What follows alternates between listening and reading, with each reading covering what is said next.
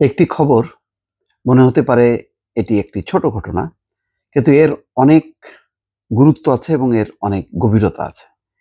ঢাকা বিশ্ববিদ্যালয়ের ছাত্রীকে হেনস্থা, অভিযুক্ত গ্রেপ্তার। কি হয়েছে ঘটনা? রাজধানীর শাহবাগ থেকে বিশ্ববিদ্যালয়ে আসার পথে ঢাকা বিশ্ববিদ্যালয়ের এক নারী শিক্ষার্থীকে হেনস্থার অভিযোগে বিশ্ববিদ্যালয়ের কেন্দ্রীয় গ্রন্থাগারের সহকারী বাইন্ডার মোস্তফা আসিফকে আজ বুধবার সন্ধ্যায় গ্রেপ্তার করেছে শাহবাগ থানা পুলিশ। হেনস্থার শিকার নারী এই বিষয়ে প্রথমে ঢাকা বিশ্ববিদ্যালয়ের প্রক্টর অফিসে অভিযোগ করেন এবং পরে শাহবাগ থানায় মামলা করেন। এ বিষয়ে ঢাকা বিশ্ববিদ্যালয়ের প্রক্টর সাইফুদ্দিন আহমেদ জানান, ওই ব্যক্তি ছাত্রীটিকে তার পোশাক নিয়ে রাস্তায় হেনস্থা করেন। ছাত্রীটি এই নিয়ে প্রথমে সামাজিক যোগাযোগ মাধ্যমে একটি পোস্ট দেন এবং পরে প্রক্টর অফিসে অভিযোগ করেন। পরে বিকেলে শিক্ষার্থীরা অভিযুক্তকে শনাক্ত করে প্রক্টর অফিসে নিয়ে আসে। এ সময় ওই ব্যক্তি ছাত্রীটিকে হেনস্থা করার কথা স্বীকার করে। পরে তাকে শাহবাগ থানায় পাঠানো হয় এবং গ্রন্থাগারকে এই বিষয়ে জানানো হয়। হেনস্থার শিকার ছাত্রীটি ঘটনার বিবরণ দিয়ে সামাজিক যোগাযোগ মাধ্যমে পোস্ট দেন। সেখানে অভিযুক্ত লোকটির ছবি দিয়ে তিনি লেখেন, এই লোকটা আজকে আমাকে শাহবাগ থেকে আসার পথে হ্যারাস করেছে। সে আমাকে হুট করে রাস্তায় দাঁড় করিয়ে দিয়ে বলতেছে আমার ড্রেস ঠিক নাই, আমি পর্দা করি নাই, ইত্যাদি ইত্যাদি। তার আচরণ খুবই অ্যাগ্রেসিভ ছিল। পরবর্তীতে তাকে আমি জিজ্ঞাসা করি, আপনি কোন হলে থাকেন, কোন ডিপার্টমেন্টে পড়েন? সে বলে সে এই ক্যাম্পাসের কেউ না। চিন্তা করেন। ওই ছাত্রী আরো লেখেন, তিনি সালোয়ার কামিজ ও ওড়না পরেছিলেন, তারপরও তাকে নিয়ে আপত্তিকর কথা বলে। এরপর তিনি প্রক্টরকে কল দিতে চাইলে ওই ব্যক্তি দৌড়ে চলে যান। দর্শক দেখেন, ঘটনাটা আমি বলছি যে ছোট্ট, কিন্তু এর অনেক গুরুত্ব আছে। শাহবাগ থানার ওসি বলছেন যে ছেলেটি ঢাকা বিশ্ববিদ্যালয়ের এই নারী শিক্ষার্থীকে যৌন হেনস্থা করেছে। এ বিষয়ে মেয়েটি প্রক্টর অফিস ও থানায় অভিযোগ করেছে। এর প্রেক্ষিতে প্রয়োজনীয় ব্যবস্থা নেওয়া হয়েছে। কি ব্যবস্থা ভাই? কি ব্যবস্থা? এটাই জানতে চাই। আমি বারবার একটা কথা বলার চেষ্টা করছি।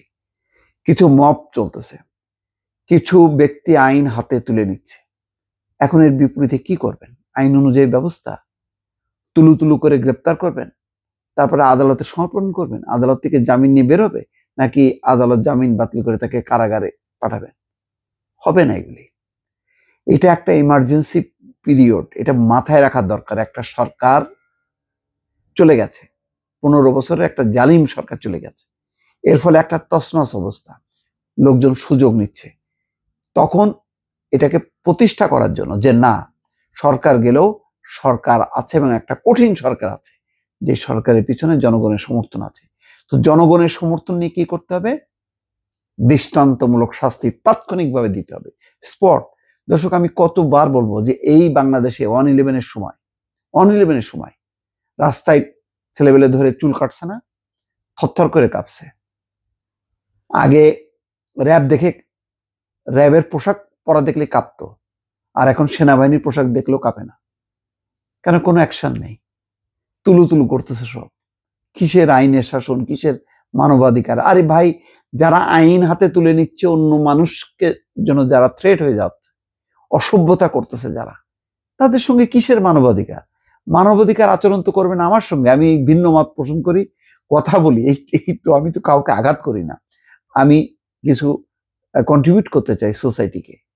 আমার সাথে মানবিক আচরণ করেন, আমাকে উৎসাহিত করেন।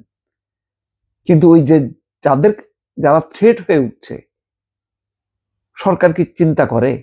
এই যে অন্তর্বর্তী সরকারের কিছু ভদ্রলোক, তারা তো এখন মোটামুটি প্রোটেকশন নিয়ে আসা যাওয়া করতেছে, কিন্তু সাধারণ মানুষের অবস্থাটা কি?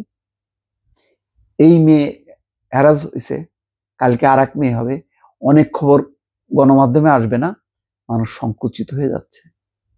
বিভিন্ন জায়গায় তৌহিদি জনতার নামে, ছাত্র জনতার নামে যেই ঘটনাগুলো ঘটছে, আপনাকে সাথে সাথে আপনাকে করতে হবে। এই ছেলে যে করলো, অভিযুক্ত যদি হয়, ওই মেয়ে যদি দেখাতে পারে যে ইয়েস এই ছেলে, এর পাছার চামড়া থাকে কি ওর এখন পর্যন্ত? ঝুলায় রাখেন, যে জায়গায় ঘটনা ঘটেছে ওই জায়গায় ঝুলায় রাখেন ভাই। আল্লাহর ওয়াস্তে কিছু প্রকাশ্য কিছু ঘটনা ঘটান, যাতে মানুষ ওই ঘটনাগুলি প্রচার হওয়ার পরে সামাজিক যোগাযোগ থরথর করে কাঁপতে থাকে। মানুষের ভেতরে রক্তের মধ্যে ভয়ের স্রোত দেন, মানুষ তো এতে অখুশি হবে না। দেখেন এই র্যাব যখন কি বিরোধী দলকে ক্রসফায়ার শুরু করছে, মানুষ ভয় পেয়েছে, কিন্তু এই র্যাব যখন কি প্রথমে ওই দুষ্কৃতিকারীদেরকে যখন কি ক্রসফায়ার এনকাউন্টার করছে, কেউ অখুশি হয়েছে? মিষ্টি বিলাইছে, তখন খুশি হয়েছে, মানুষ শান্তি পেয়েছে। 1/11-এর সময়ও মানুষ এসে না, আর্মি দিছে।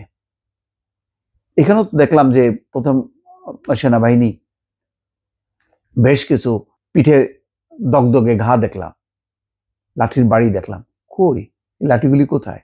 লাঠি যদি না থাকে তাহলে রাস্তায় থাকার দরকার কি? যার যার এই বাড়িতে চলে গেলেই হয়। আর কত বলবো, প্রতিটা দিন প্রায় কথাগুলি বলতেছি দর্শক, বলতে বলতে ক্লান্ত হয়ে যাব দর্শক, কিন্তু আমি বুঝতেছি না, মানে ঘুম ভাঙাইতে পারতেছে না। অথবা এমন হইতে পারে আমার হয়তো এই চ্যানেল আসলে কেউ হয়তো দেখে না, লোকজন বা সাধারণ হয়তো মানুষজন দেখে, কিন্তু ওই যাদের দেখার কথা তারা দেখতেছে না, তাদের কানের মধ্যে যাচ্ছে না। তাদের ওই যে দেশের বাইরে চ্যানেলগুলোর কথাগুলি নিয়ে খুব টেনশনে থাকে তারা। আমাদের মতো নিরীহ লোকগুলির কথা কেউ শুনতেছে না। এই যে একজন ছাত্রী নিয়ে আমি এতগুলো কথা বললাম, একজন ছাত্রী না, এরকম অনেকে হ্যারাস হচ্ছে যেখানে সেখানে। ভাই এগুলি কিছু করেন দয়া করে, আর না করতে পারলে ডিক্লেয়ার দিয়ে চলে যান, দরকার নেই। আপনার তো বলছেন তো আপনারা যার যার পেশায় আপনারা গর্বিত এবং মানে সন্তুষ্ট, তাহলে চলে যান, দরকার কি? খুব ক্ষোভের সঙ্গে বললাম দর্শক, মাফ করবেন, আমি নিজে খুবই ক্ষুব্ধ। প্রতিদিন এই ঘটনাগুলো দেখতে দেখতে প্যানিক হয়ে যাচ্ছে। আমার ধারণা আমার মতন অসংখ্য নাগরিক প্যানিক হচ্ছে, এবং তাদের কথাগুলি বলছি। যদি বেয়াদবি করি মাফ করবেন। ভালো থাকবেন। আল্লাহ হাফেজ।